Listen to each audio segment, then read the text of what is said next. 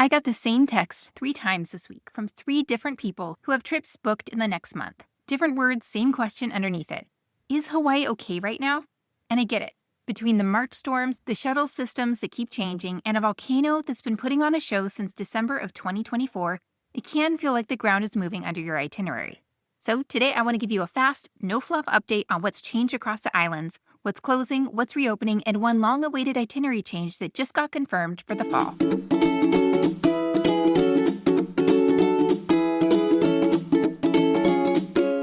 Welcome back to Hawaii Travel Made Easy. I'm Marcie, and this is one of our Monday episodes where I catch you up on what's new before it shows up in your inbox as a surprise. Island by island, here's what's changed. Starting back on June 29th, there's a brand new $5 shuttle running daily between Waikiki, Olina, and the North Shore towns of Waialua and Haleiwa. It's called the North Shore Huaka, and it's a 90-day pilot program built specifically to help those communities recover after the Konalo storms hit back in March. So here's how it actually works. You book a seat online or by phone, hop on in Waikiki around 9 in the morning or Olina a little earlier, and the ride out includes cultural storytelling about the moku of Waialua along the way. Once you get there, there's no assigned tour guide walking you around. You get about 3.5 hours of free time split between Waialua and Haleiwa to eat, shop, and wander at your own pace. And then the shuttle brings you back. The whole day runs 6 to 7 hours door to door. Every rider gets a North Shore passport, a little printed booklet with business recommendations and cultural context, plus a stamp challenge. Collect 5 stamps at participating shops and you get a small gift. And because this is a recovery effort, the whole point is that your $5 and whatever you spend on shave ice or a plate lunch goes straight to the businesses that got hit hardest. This is worth knowing before you book. This isn't a replacement for driving yourself out there if you want total flexibility, since the return shuttle has a set departure time. But if you've been nervous about North Shore parking or just want a low-effort, low-cost day trip, this is about as easy as it gets right now.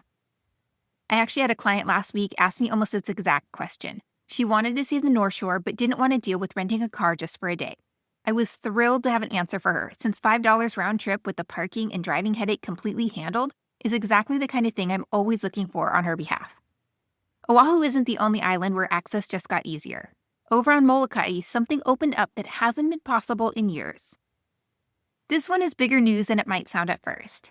Starting July 9th, Kalaupapa National Historical Park is offering guided public tours for the first time ever.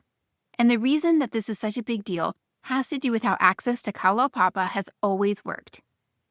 By law, any commercial tour company operating on the peninsula has to be owned by a Hansen's disease patient who actually lives there.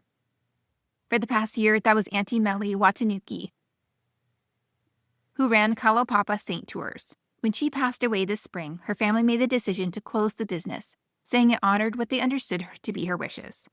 That left the park with no visitor access at all for several weeks, which is a huge shift for a place that had just reopened to the public after years of pandemic closure. Now, the Park Service is running ranger-led tours twice a week, Thursdays and Saturdays. And I want to be really clear that this is not a casual outing. It's a full day, roughly 8-mile hike in hot, humid conditions, and that includes the Poly Trail down into the settlement, which is about 1,700 feet of elevation change, equivalent to climbing 20 flights of stairs each way. You have to be at least 16 years old to go. Tickets are $20 per person plus a $1 booking fee, and you have to reserve at least 24 hours ahead through recreation.gov. The park is also capping visitors at 100 per day, so this isn't going to feel crowded, but it also means it'll book up. If you've got a client or a listener who's dreamed of visiting Kalaupapa, this is the moment to actually make it happen, as long as they're up for the physical challenge. Not every access story this month is a good one, though. Over on Kauai, one road is about to get a lot harder to use. If Waimea Canyon or Kokee are anywhere on your Kauai plans this summer, listen up, because this one will wreck a poorly timed day trip. The State Department of Transportation is doing a full-depth reconstruction and resurfacing of Waimea Canyon Drive between Maule Road and Kokee Road, and that section is closed every weekday from 8 in the morning until 11:30 at night. It started Monday, June 22nd, and it's expected to run through Monday, August 17th. The road reopens every night from 11:30 to 8 a.m., and it's open all day on the weekends and holidays. So the move here is simple. Do Waimea Canyon and Kokee on a Saturday or Sunday, or plan a very early or very late weekday visit. Local residents and emergency vehicles can still get through during the closure, but as a visitor, you don't want to show up at 1 in the afternoon on a Tuesday and find the road blocked. If you do need the detour, Kokee Road out of Kekaha gets you up to Kokee State Park. And since this is weather permitting like everything else in Hawaii construction, I check HDOT's Hawaii roadwork page the week of your trip just to confirm nothing shifted. Kauai's construction crews are working around the clock. Over on the Big Island, it's a different kind of natural process that's setting the schedule. And then there's Kilauea, which just keeps doing its thing. The summit eruption at Haleiwa has been going since December 2024, and it comes in these episodic bursts of lava fountaining separated by quiet stretches that can last anywhere from a day to a few weeks. The most recent one, as of this recording, episode 50, started the morning of June 27th and ran for about 7 hours before stopping abruptly that evening. Right now, the volcano is paused, but the alert level is back down to advisory, and the park is fully open. If you've got a Big Island trip coming up, don't count on lava being visible on any specific day, since nobody, not even the geologists, can predict exactly when the next episode starts. But it's worth checking the USGS Hawaiian Volcano Observatory site or the park's own alerts page the week of your trip, because when an episode does kick off, it's one of the most incredible things you'll ever see in person. If you're staying near Volcano Village or planning a night out at the park, this is exactly the kind of thing I help people time in our planning sessions, since a well-timed evening at the Crater Rim can turn a good trip into one people talk about for years. If juggling shuttle schedules, tour permits, road closures, and eruption timing sounds like a lot, I get it. There's actually a way to see most of this without any of the logistics. Last one, and it's good news for a change. Norwegian's Pride of America is bringing back its Na Pali Coast Sailby, starting with the October 3rd sailing out of Honolulu. Pride of America is the one big ship that does a full week around the Hawaiian Islands without ever leaving the state. And for almost 20 years, the final afternoon of that cruise included a slow pass along Kauai's Na Pali Coast before heading back to Honolulu. Norwegian pulled that sailby back in 2024, and it's been off the itinerary for about 2.5 years. So here's what changes. On the new schedule, the ship leaves Nawiliwili at 2 in the afternoon on day 7 instead of 5, cruises the coast that afternoon, and gets back to Honolulu the next morning around 7. So you're trading about 3 hours of extra time in port on Kauai for the sailby itself.